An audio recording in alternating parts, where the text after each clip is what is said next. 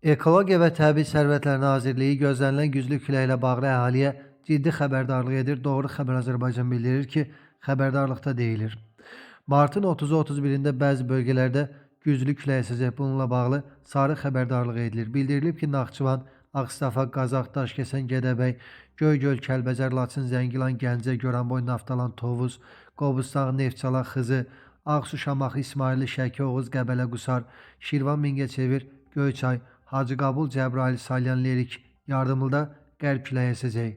Küləyin sürəti bəzi yerlərdə saniyədə 20 metrə çatacaq. Bundan əlavə, hazırda paytaxt ərazisində bəzi yollarda qatı duman müşahidə olunur. Eyni zamanda sabahı gün ərzində duman çökəcəyi ehtimalı var. Baş Dövlət Yol Polisi İdarəsi mövcud hava şəraiti ilə bağlı hərəkət iştirakçılarına xəbərdarlıq edib. Qeyd olunub ki, görmə məsafəsinin məhdudlaşması nəqliyyat vasitələrinin hərəkətinə təsir göstərir və yol nəqliyyat hadisəsi riskini artırır.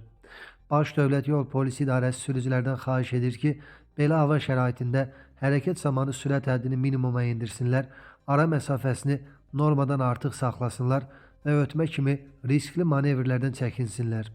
Xüsusilə işıq cihazlarından düzgün istifadə olunması, yaxın və duman işıqlarının yandırılması vacibdir. Piyadalara da tövsiyə olunur ki, yolu keçərkən diqqətli olsunlar. Sürücülərin onları vaxtında görə bilməyəcəyini nəzərə alaraq qəfil hərəkətlərdən çəkinsinlər.